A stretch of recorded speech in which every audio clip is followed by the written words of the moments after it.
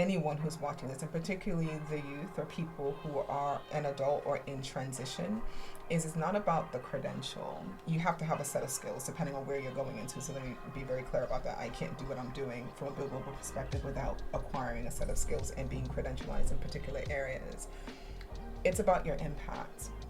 And we need to move away from this archetypes of what success looks like and how success is defined, and measure it not by your qualifications and your credentials, which is great if you do, I have them, but it's about your impact.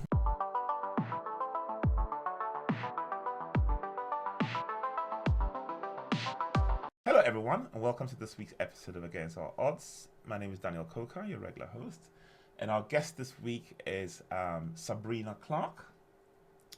Sabrina is, I'll describe her as a golden brain entrepreneur, and she's going to explain what that is, but she's popularly known as a golden brain entrepreneur. She's a TEDx speaker, she's a company founder, she's an entrepreneur, she's a social impact person. And Sabrina, it's wonderful to have you on our podcast. Welcome. Thank you. It's a pleasure to be here and to have this conversation today. Great. So we normally ask our guests a bit about their background for context, but I'm not going to do that because we kind of agreed before the shoot that you hear about the brands and not necessarily about yourself. You know, I know you're of Liberian heritage, but then born in the UK, and you've done amazing things. So maybe I'll just ask you to just go ahead and tell us about the Golden Brain Entrepreneur. Where does this name come from, and what do you do? Sure, I will give some context because I think it helps shape the story and to understand my companies. So tomorrow actually will be 17 years since I've moved back to the UK. Okay. So if I take us back about 25 or 26 years ago, I was sitting on my bed having conversations with God, as I often do, and I received very clearly a word that I was meant to come to London. At the time, I was doing very well in the job that I had, and I was like, come back to London from?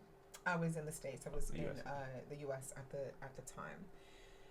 And so I was like, okay, to do what? I have no one here, no family here, no networks here. What does that even look like? And those of us who have a relationship with God will know very well that He doesn't give us details. He just tells us what to do, and we either obey or we don't. And so I made the decision to be obedient, and what that meant was quitting my job, turning down a promotion to move to New York, driving my mother absolutely crazy and my family crazy in that decision, and packing up 4 suitcases, literally 4, with 4 books and the clothes that fit in those suitcases. And I came back to the UK, what will be 17 years ago. And with that, I had no networks, no one here apart from that word. What I knew was I wanted to have impact. I wanted to be purposeful. I wanted to ensure that I was making a mark, and I knew that I was going to work for myself. I also knew I had a set of skills and what would be the best way for me to use those skills. And that led me to financial services because I also wanted to understand how power works. And so I worked for Barclays Investment Bank, and working for Barclays Investment Bank, it didn't matter to me which investment bank it was, it just happened to be Barclays. It was Barclays Capital at the time. In Canary Wharf. Okay. And that led me to understand how power works and how money works, because you can't have impact without finances. I know sometimes people like to decouple the two, but in my view, you need both. And at that time, I was building up a skill set to consult, to be in strategy, to do transformation work. I also, writing is my first love. I'm also very creative. And so for those of us who've worked in corporate environments, who do other things, you will know it sucks the complete creativity out of you. It does. And you just don't have the space to think. And so when I was thinking about starting my own companies, it had to be something that included the creative side that lay very dormant for me. Also was a management consultant at Ernst & Young after leaving Barclays Capital, which then built the credentials, if you will, I needed for what I do now. So what does the golden brain entrepreneur means? It means I'm someone who operates very adeptly with both the left and right sides of my brain. I am as technical as I am creative. And even though I wasn't able to express creativity during my time in corporate because it just wasn't a bandwidth to do that, because I run my own companies, I'm able now to do that. And so both of my companies, the first is Build Global. That's my anchor company. I've been running it now for 7 years. Build Global is a strategy firm, and it provides strategy, transformation, and business sustainability services to companies that are energy, financial services, and technology. So very technical, very geeky. I'm a geek. I love my data. I love technical things. I love engaging in that way, and that's what Build Global does. And by strategy, I mean business strategy. So what is the market opportunity? How are we acquiring, or any joint ventures? That type of strategy. Business sustainability, social and economic sustainability, and supply chains is a niche. And by business sustainability, what I mean by that is the triple bottom line. How do companies make profits and do so in a way that's impactful for people as well as the planet? On the other side of that equation is lateral theory. So that is where I roll up my sleeves and just get completely engulfed in storytelling. So I have executive produced documentaries, shorts. I have my own podcast, BRKIN Bread. I write fiction. So that is where that creativity lives. Okay. So lateral theory, is that kind of an outlet just for your creative, It's all of it. It's an outlet. It's commercial. It's unlike Build Global. It's not structured or defined. It's sets its own pace. The aim, though, is to tell what I call beautifully complex stories. That's the line that I use in our manifesto. I think there are certain stories that need to be told, and that can be complex. It can be difficult, and also can be beautiful. So there are no restrictions with lateral theory. That banner sits in a multitude of spaces. I'm able to express myself very differently with lateral theory than I do from a Build Global perspective. Okay. So maybe just give our viewers a flavor of the kind of complex stories that you're talking about. I'm intrigued. Sure. So there is a documentary that I've been working on for the past 3 years now as a producer that's going to be released shortly, that follows Liberian orphans who were orphaned as a result of the Liberian Civil War. Some of those orphans are human trafficked. Some of those they experience sexual assault, others homelessness. But they are now part of a mass choir called Masiko Children Choir, and they raise funds for education. And this documentary follows their 1-year tour in the U.S. and time in Liberia, and it tells their stories. So that's an example of what I mean by that story is very loaded, it's very complex, but it's also beautiful because you have these children talking about and speaking about hope. That's one example. Another example is a short that I was an executive producer of, which is not a lateral theory project, but was a project for Niche on Demand, a former project that I was on that explores grief. There was another project that I was executive producer of that was actually about a British Ghanaian going back to Ghana. Oh, okay. And being in the diaspora and what does that look like. So there's a range. Just to give you an example. Yeah, I guess it does. Yeah, that's cool. So just going back to your move from the US back here, I know you kind of came on this word, how did you navigate? Obviously there must have been people who must have questioned whether you'd really heard something or whether this was just something you're doing on a whim, and hadn't probably thought it through, But what made you so convicted, if I can use that word? Sure. So must have been, everyone thought I was crazy. No, like literally everyone thought I was crazy. And to be very clear, I am a thinker and a planner. So I didn't hear from God and just get off of my bed that day, book flights, and come to London. It was hearing that word and then planning it out over a period of time. And I'm a woman of faith. I can't, nor will I ever be in a position to want to articulate or defend my faith. My faith is my faith, and when I hear from God, I hear from God very clearly. That is how I move. The results then speak for themselves. But everyone at the time thought I was crazy, even now. My mother is like, why are you, everyone in my family is like, why are you here? But that is, I think, history looks back on the brave. And it doesn't make sense to everyone else, but when it all comes together in the end, they're like, oh, you can map it out. But it takes bravery and it takes courage. I came with an idea. I came with a plan in mind. I literally built this from the bottom. I didn't have any networks here. I had to establish everything. That's not an easy thing to do. Am I crazy? Yes, I think you have to be to walk this walk. I think that's a compliment. There's no way you can do this without having a high risk, being slightly crazy, being able to see a vision and follow that vision. Yeah, I also happen to know that you I did mention that you're a TEDx speaker at the beginning, and you spoke, or your TEDx speech at the time was about Liberia. And I'm just kind of wondering, because you are of Liberian heritage, you do stuff with the Liberian Alliance, which I'm going to ask you about as well. And even though you've crafted a life for yourself, a path for yourself,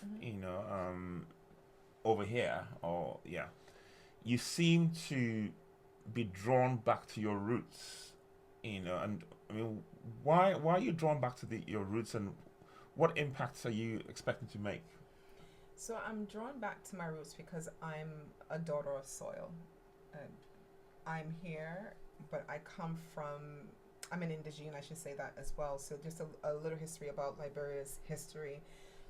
A lot of people either recognize Liberia from a movie and think about Blood Diamonds, or they will know George Weah before he became president because they're very much into football.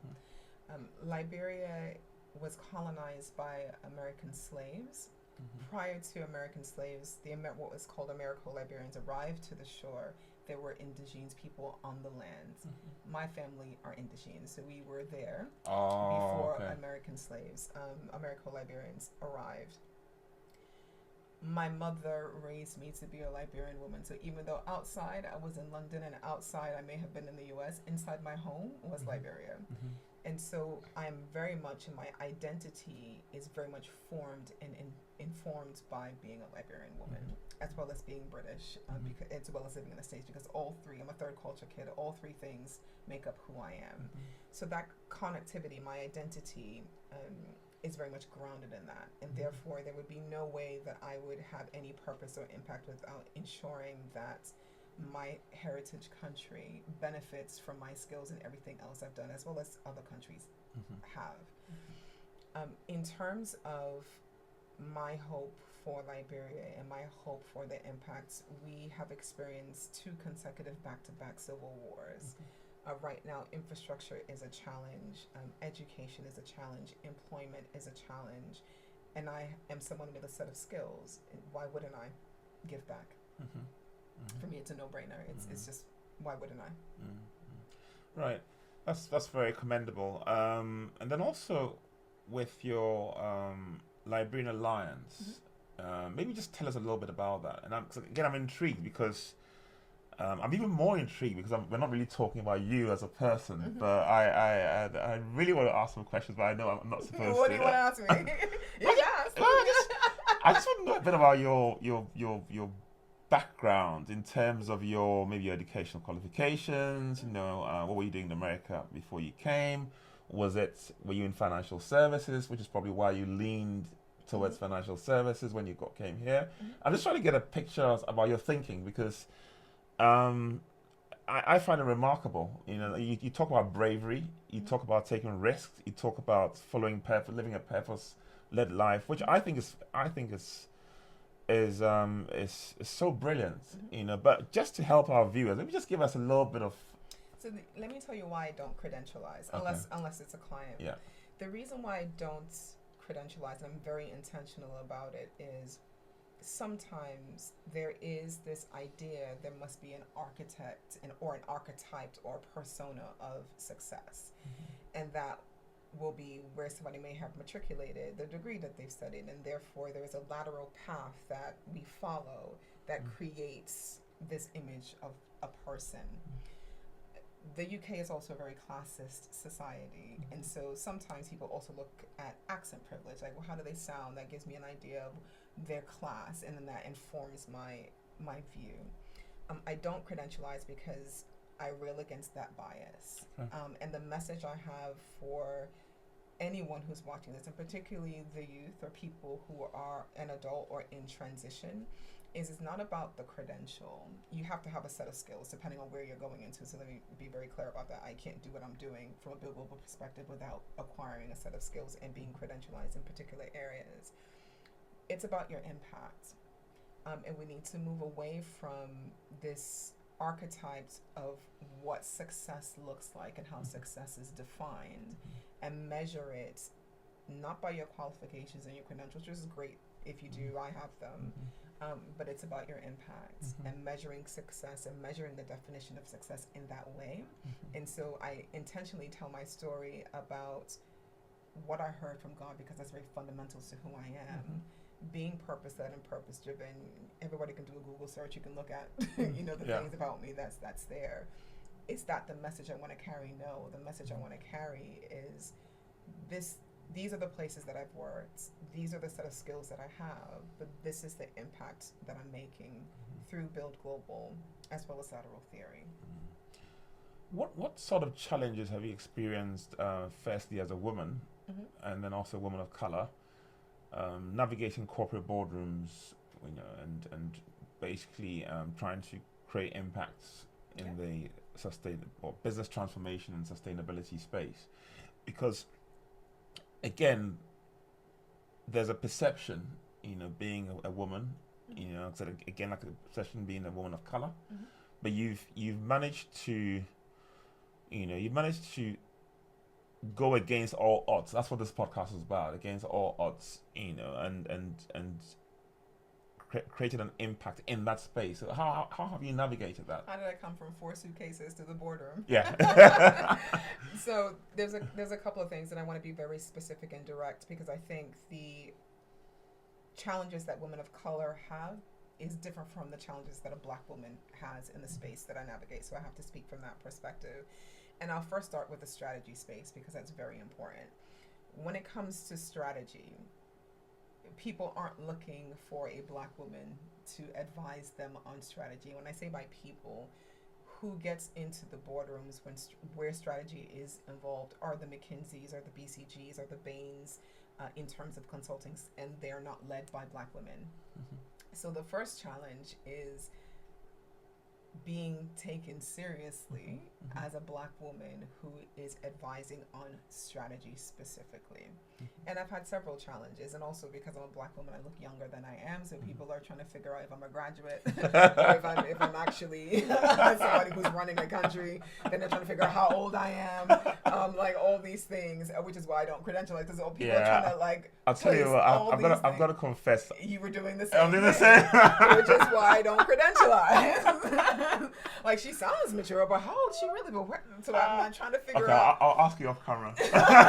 All these, I'm used to it. I'm used to it, which is why I approach things the way that I do. So that's some of the ageism is a challenge. The fact that I'm a Black woman is a challenge. Speaking about the things I'm speaking about is a challenge. So how did I navigate that? By being 10 toes down on the fact that I know my stuff. If you speak to me for 5 minutes, you will know that I know my stuff. And if we can get back to why we're here, then we can navigate. The other thing I think that works for me from a Bill Wilber's perspective is I'm very commercial and very logical in my thinking. So it's about what the data says. It's not about me, which is why I'm like, it's not about me. I'm out the story. The story is what we're here to talk about. And if I'm advising you on something, does 1 + 1 = 2? Can you see that from a business case perspective where strategy is concerned? When it comes to transformation, I think that's easier because it's easier to accept a Black woman as the archetype of carrying through something. That's what transformation does. We're essentially getting you from point A to point B, and we're supporting you through that process. So that doesn't come across as an affront to anyone. Business sustainability is a very different beast because when people think about sustainability, they're not thinking about somebody who looks like me, particularly with business sustainability. And so the challenges there are similar to the strategy space, except for there's a bit more leniency in terms of the topics that we're talking about. It's oxymoronic if you have a problem with a woman in a leadership position and you're talking about gender equality. Doesn't make any sense. But yeah, being clear, knowing my stuff, being able to translate that into languages that people understand. Having a conversation in the boardroom is very different from having a conversation with a managing director. It's very different from a conversation with a manager. Being able to be effective in all three ways is how I've been able to have impact. Okay, which moves me to the next question about soft skills, and you come across very articulate. And these are all skills. Articulate. Yeah, absolutely. You know the Black person who's articulate. I'm messing with you. And being a client-facing role, for all your businesses, it's a critical skill, that you need to have. And you also mentioned previously the fact that you've got a network, and you've got to come across as a credible, collaborator, in advising on strategy and all that kind of stuff. How have you, or what could somebody watching this podcast, learn about being intentional, and improving their communication skills? I mean, how can somebody watching this learn how to improve their communication skills? What can they do practically? So I think the very practical thing about communicating effectively is being clear about your message. Some people enter conversations just wanting to talk. What are you running your mouth about? What is it that you're trying to say, and is that the best way to go about it? So first of all, being very clear about what is it that you're actually trying to communicate.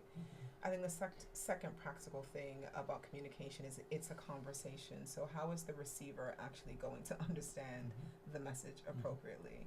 How I'm speaking in a podcast will be very different from how I'm speaking on a set. Okay. It's a very different communication style. So how is the receiver going to understand that? Thirdly, what's the objective? What are we trying to get at the end of this conversation? Also helps with negotiations. Where are we navigating to the end? What does good look like? So those are the three, I think, basic things anyone can do. If somebody is genuinely interested in developing, let's say, speaking skills, for example, then invest the time. YouTube is free to everyone. Look it up. If you're in a financial place for you to pay for courses, then pay for a course to improve that and learn from people who've done it well and who are the best in it. If you're interested in particular speakers, understand what is it about them, how are they coming across, not for you to imitate, because I am a firm believer in being authentic and being yourself, but what is it about them that's gotten them to mastery, and then how can you apply that to yourself? So those would be some of the things that I would advise. Okay, thank you very much, Sabrina. Right, so our viewers might not be able to see this because it's difficult to see in the camera, but your brand, your personal brand, in terms of your my hair? Yeah. I'm making Daniel very uncomfortable. It's like, how do I talk about her? I like the way you're just direct. I'm very direct. Okay, what's the story? I mean, it's goodness. I mean, this is just you've got to see it. You've got to see it. I think they can see it, right? Can they see it through the camera? Yeah, but it doesn't. The camera doesn't quite. Doesn't do it justice. Doesn't justice. Well, I'll take it as a compliment. Yeah. What's the story behind it? I know you're authentic. You've mentioned the fact that you're authentic in what you're doing and everything, but this is something else. It's a lot for you, Dan.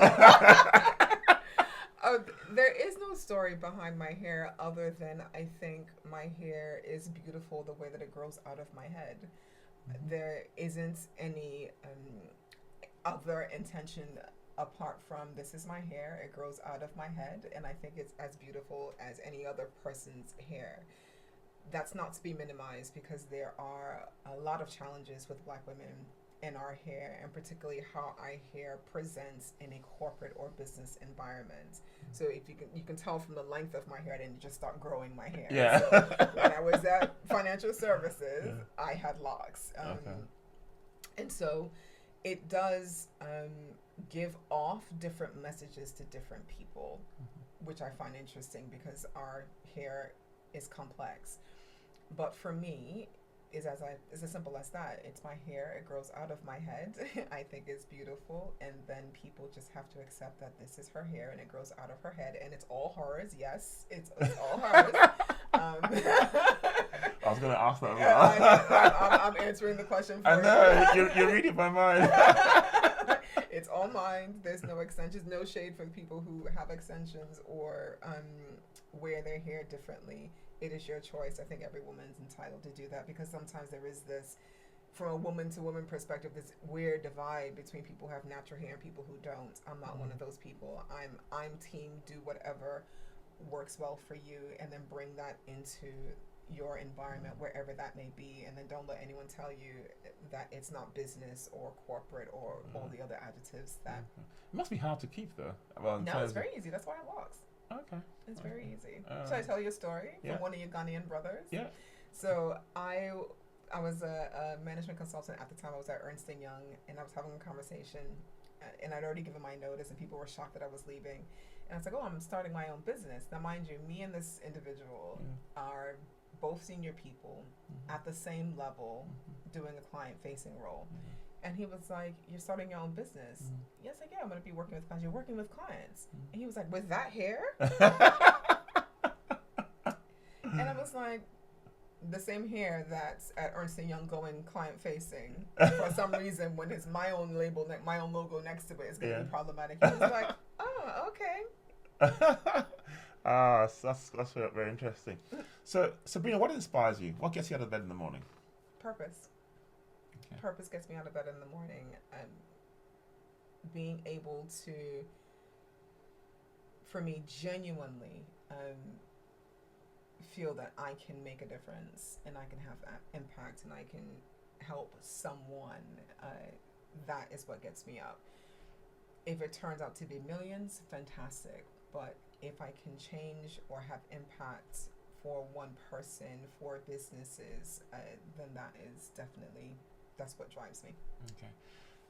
Tell us about the impact that you're doing in Liberia, because I know you're doing something to help like young graduates. You know, you just told me that Liberia has a very low GDP, lots of unemployment, lots of things not working, but one of your projects is impactful, especially for young people. So just tell our viewers a little bit about that. Sure. So the Liberian Business Alliance, when it first started, I started it as a network for Liberians who are in the diaspora who wanted to do business in Liberia. And so it was meant to be a coalition of getting Liberians here in the UK, coming together and then bringing business into Liberia to help the economy. I went back to Liberia in December about 2 years ago, and it's a very different thing when you are on ground and you can understand the needs of what the people require versus what you think they need when you're in the diaspora. And that trip completely changed my perspective of what I needed to do. And so from that trip, my vision now is to support businesses, support graduates who are leaving university and investing in their businesses, and doing so either through capital or through advice. And so it's very nascent. My long-term goal is to eventually develop a co-op and also establish microloans where we can be a gateway to individuals and proving their viability and their credibility to then fund their businesses, to then for them to move to like the World Banks or whatever to get, you know, larger sums.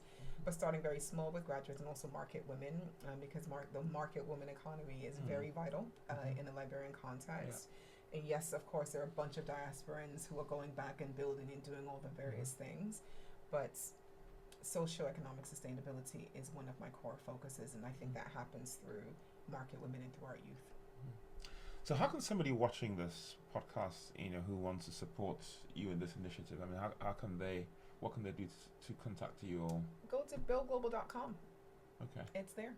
Okay. Cool. Okay, we'll put the details in the section. So the Liberian Business Alliance is part of my own sustainability strategy. It's one thing to be going to businesses and say, do you have a sustainability strategy? I don't have one myself. Okay. So it's one of my social sustainability initiatives, and it forms part of the company. So anyone who's interested, they can. Okay. Email. What about ethics in business? You know, especially dealing with a third world country in Africa. You know, and what we kind of know happens on the ground. You know, what impact do you think can be brought to bear to help countries in various parts of the world that are not known for doing business ethically? And the reason I ask this question is I'm obviously in sustainability, and ethics is one way of doing business sustainably, because if you do business with as a short-term mindset, you know, that's, you know, how can I make a quick buck, you know, whatever it is, that's not sustainable. You know, and unfortunately, many of our politicians, because they're in power for 3-4 years, whatever it is, don't have that mindset, because it's like, how can I get as much wealth as I personally can get, you know, during my tenure of office, as opposed to having a sustainable mindset, as in terms of how do I invest in infrastructure? How do I invest these diamond proceeds, you know, in roads and telecoms and electricity and job creation and capacity building and stuff like that? What do you think can be done to change that mindset? So I think a few things about it. I think the first is there needs to be a partnership and a coalition between those of us who, us as in broadly speaking, individuals who are on ground, as well as a partnership with diasporans. I think if you have a coalition and you have a partnership, it helps to understand and see how things can be done differently and bring those skills into the country.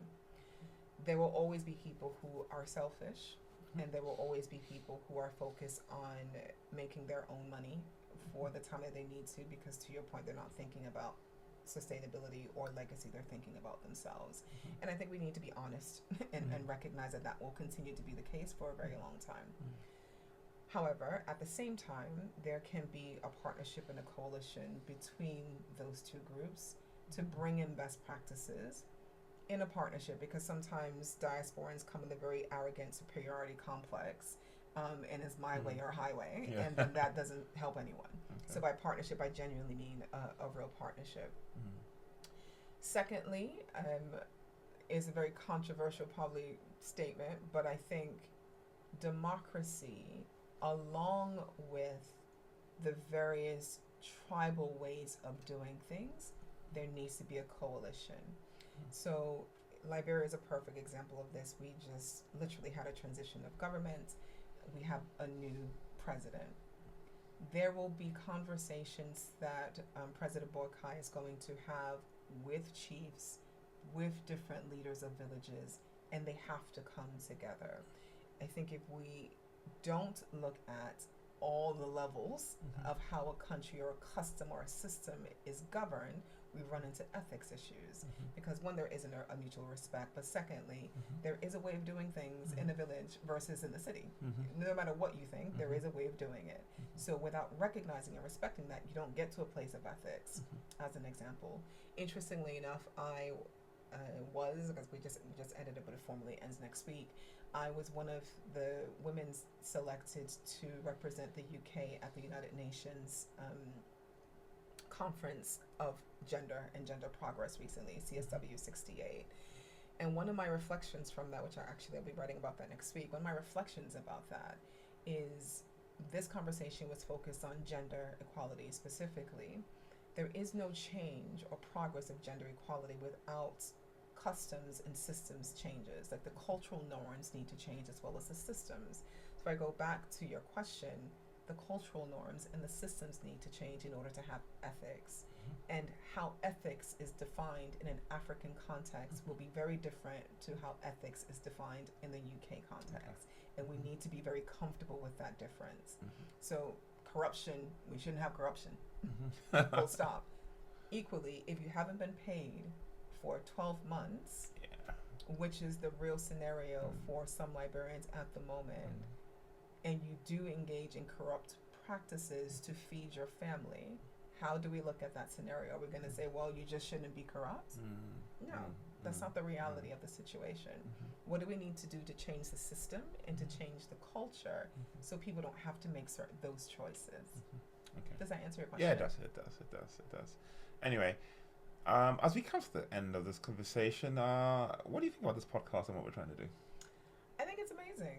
I think it's really important to show different perspectives, show different paths and different experiences. What it means to go against all odds. I'm certainly still going against the odd. No one's arrived. So I am still going against the odds in a post-pandemic environment. We didn't even talk about breaking bread. We'll talk about it. Yeah. So yeah, I think it's amazing. I think it's important to amplify different stories. And I also think it's important to amplify the diverse ways and the paths to how people have gotten to at this point in the destination, because I haven't arrived yet, but I'm at this point in the destination. It's a journey. Tell us about Breaking Bread, your podcast. So Breaking Bread is, and I put a smile on my face because it brings me joy. So Breaking Bread was a idea that I had actually during the pandemic. I was looking at the world and looking at our culture, which at the moment people are very quick to cancel if you have a difference of opinion. But secondly, because we were all in our homes, I was thinking about isolation. So again, I was talking to God and the idea for Breaking Bread came where it is to get 5 dinner guests around a table to discuss and debate over a range of things. We talk about race, we talk about politics, we talk about how do you eat a scone, was Die Hard a Christmas movie, we talk about a range of things. But the premise is you are there to be understood. We are there to have a debate. It's not about winning hearts and minds. Your mind or heart may be changed, but that's not the premise. Can you hold court and have a conversation with somebody who has a difference of opinion and respect it? So it's about bringing back the art of conversation and doing so though over a 3-course meal. That's either African or Caribbean, curated by a chef. And the reason why that's important is because I think African and Caribbean cuisine is exceptional, but we don't see it amplified enough. And so it's really important for me to break bread, hence the name, with guests, chop, have good conversation and good food. Well, I know I won't be invited as a guest on your podcast, but I will come and taste the food. You are more than welcome to be a guest on Breaking Bread, of course. And that's one of the challenges. It's a podcast. It's run as a production. Getting a brand behind the concept of there's no drama. There is people having a conversation, having debate is just a reflection of the dichotomy that I live in. But yes, no, you are more than welcome. Cool. Is that how you know Daniel Michael? I know Daniel through his wife, Karen, because First Choice Caribbean Hut, shout out, is a caterer. It's a Breaking Bread. So I met Karen, and through Karen, that's how I met Daniel. Okay. I thought I'd just drop that in. Daniel's a good guy. Daniel's a great guy. And his wife is also amazing. So the two of them are a formidable pair. Fantastic. We have a tradition of this podcast where we give our guests the chance to dedicate the episodes that they feature on to anyone or any group of people of their choice. So who would you like to dedicate this episode to? And you can look to the camera for that. So because we spent a lot of time talking about Liberia today, I want to dedicate this podcast to my grandmother. We call her Normal Day. We don't refer to her by any other name than that. And the reason we call her Normal Day is because during the Civil War, my grandmother is a businesswoman. She was a market woman. She did trade. And during the Civil War, whatever anyone needed, they would go to her and she would be able to source it. And one of her patrons said, coming to you is just like a normal day. And so this podcast is dedicated to my grandmother, Normal Day, whose legacy I carry because I'm also her namesake. Oh, wow. That's very touching. Sabrina, thank you so much for your time. Thank you. And for making this possible. I'd also like to say a very big thank you to our sponsors, Alexander Ash Consulting and Consulting Professionals Limited. If you've enjoyed the podcast, I'd like you to leave some comments, like, share, and subscribe to help us build this platform, because the bigger the platform gets, the easier it will be to keep bringing outstanding guests like Sabrina.